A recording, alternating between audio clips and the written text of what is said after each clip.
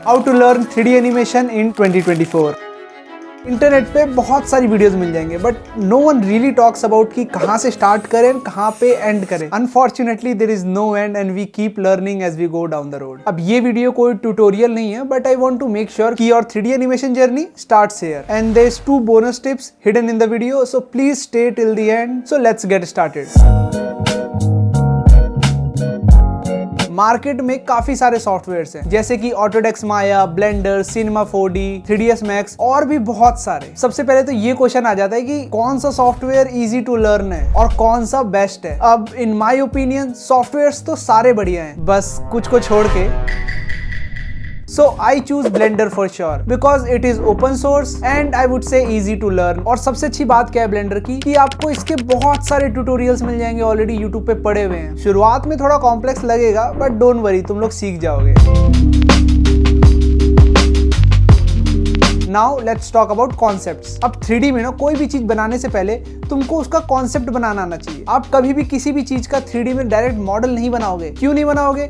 क्योंकि अगर आपने सीधे जाके मॉडल बना दिया बिना क्लाइंट से स्केचेस का अप्रूवल लिए हुए या कॉन्सेप्ट का अप्रूवल लिए हुए, आपको बहुत ज्यादा डिफिकल्टी आने वाली है उस पर्टिकुलर प्रोजेक्ट में, क्योंकि 3D मॉडल्स में रिवीजन करने में टाइम लगता है। दैट्स व्हाई अगर आप कॉन्सेप्ट आर्ट सीख जाते हो तो it will help you save a lot of time in 3D modelling. 3D models बनाने से पहले आप क्लाइंट को एक कॉन्सेप्ट आर्ट बना करके दो, जिससे क्या होगा, क्लाइंट उसको देखने के बाद एग्री कर सकता है कि if that is the design he wants और नॉट। ठीक है, और अगर उसको कुछ रिवीजन्स चाहिए होंगे तो आप उसी कॉन्सेप्ट आर्ट में कर देना रिवीजन्स, एंड रिवीजन्स करा के अप्रूवल ले लेना। उससे क्या होगा कि अगर आप कॉन्सेप्ट आर्ट के बेसिस पे 3D मॉडल बनाते हो तो अप्रूव होने में कंपैरेटिवली कम टाइम लगेगा और उससे आपका टाइम और एफर्ट दोनों बचेंगे।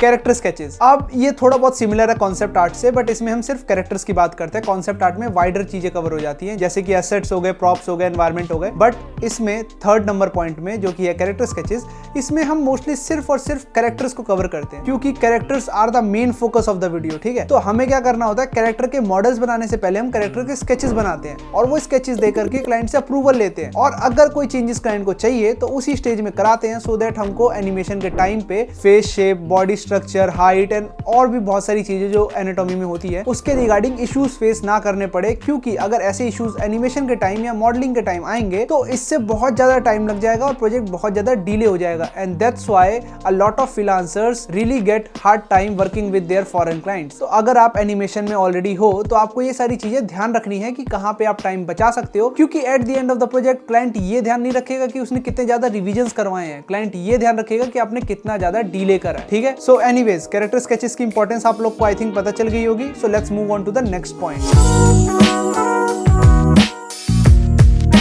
अब जैसा मैंने बताया कैरेक्टर स्केचेस का अप्रूवल आपने ले लिया है, now go for 3D modelling. क्योंकि अगर आप अब करोगे ना 3D मॉडलिंग तो नंबर 1 कैरेक्टर एक्यूरेट बनेगा, जो क्लाइंट ने अप्रूव करा है बॉडी शेप एनाटॉमी उसी में बनेगा। नंबर 2 आपको अब उतना ज्यादा टाइम नहीं लगाना पड़ेगा रिवीजन्स में, क्योंकि आपने कैरेक्टर स्केचेस में बहुत सारी रिवीजन्स ऑलरेडी कर दिए हैं। So chances of character models getting approved in the one go is lot higher now. अब आप लोग पूछोगे कि एटलीस्ट ये तो बता दे भाई कि सॉफ्टवेयर कौन से यूज करें, तो चलो 3D मॉडलिंग के लिए भी सॉफ्टवेयर बता देता हूँ। मोस्टली लोग ZBrush यूज करते हैं, विच आई थिंक इज कूल, क्योंकि मैं भी अपने एनिमेशन के लिए कभी कभार ZBrush से बना लेता हूँ, क्योंकि मेरी जो टीम है वो भी ZBrush इस्तेमाल करती है for 3D modelling. So I think you guys can go for that. Number 5,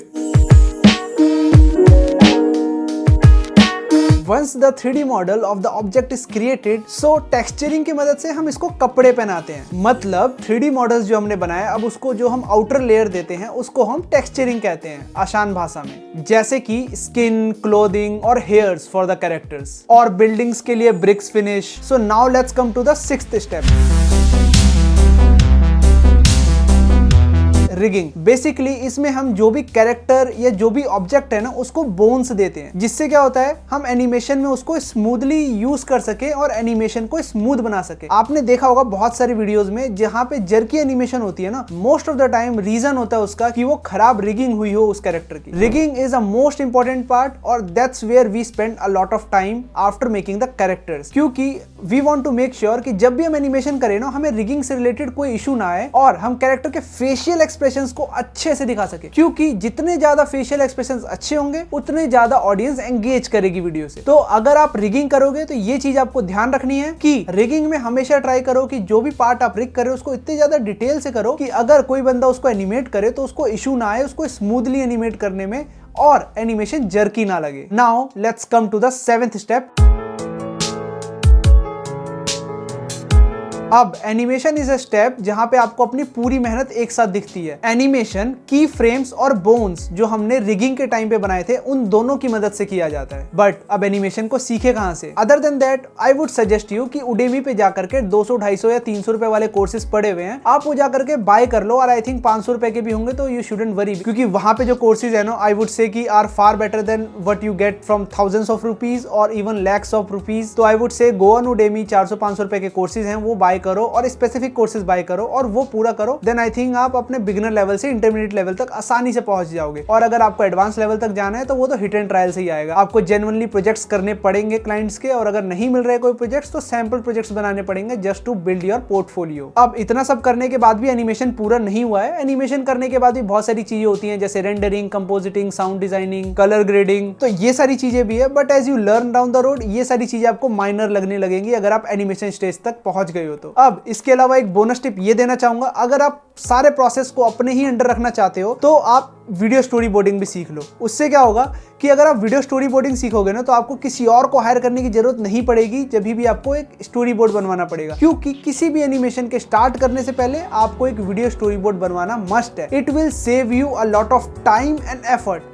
let me explain you how. जैसा मैंने आपको 3D मॉडल स्टेज पे बताया था कि आपको 3D मॉडल्स बनाने से पहले कैरेक्टर स्केचेस बनाने चाहिए जिससे रिविजन्स कम आएंगे, राइट? वैसे ही कोई भी एनिमेशन बनाने से पहले आपको वीडियो स्टोरी बोर्ड बनाना चाहिए। उससे कैमरा एंगल्स के रिवीजन हो गए या साउंड इफेक्ट्स के रिवीजन हो गए या फिर एक्शन सीक्वेंसेस के रिवीजन हो गए, ये सारे बहुत कम हो जाएंगे और आपके पास बहुत सारा टाइम एट द एंड में बच जाएगा। जैसा मैंने आपको बताया, अगर आप किसी भी क्लाइंट के साथ काम कर रहे हो ना तो ही वोंट अंडरस्टैंड कि how many revisions he has given you, he will only think कि how much delay have you made. तो ये सारी चीजें ध्यान में रखो और प्रोसेस को जितना ज्यादा सिंप्लीफाई बना सकते हो क्लाइंट के लिए भी और अपने लिए भी उतना ज्यादा बनाओ। अगर आप स्टोरी बोर्डिंग का पार्ट हटा दोगे तो प्रोजेक्ट बहुत ज्यादा कॉम्प्लेक्स हो जाएगा, ठीक है? तो मैं तो यही करता हूँ, मैं अपने स्टोरी बोर्ड आर्टिस्ट से स्टोरी बोर्ड बनवा लेता हूँ एंड देन मैं एनिमेशन पे जाता हूँ, सो दैट ये सारे रिवीजन्स हम अवॉइड कर पाए। और जैसा मैंने आपको बताया, अगर आपको प्रोसेस अपने अंडर रखना है तो स्टोरी बोर्ड खुद सीख लो, नहीं कर सकते तो किसी को हायर कर लो। बट आई वुड सजेस्ट कि do story board before starting animation. तो ये थी tips for how you can become a 3D animator. I am Anmol, 20 years old, CEO and co-founder of the Future Animation. I am rooting for your success. Wish you all the best.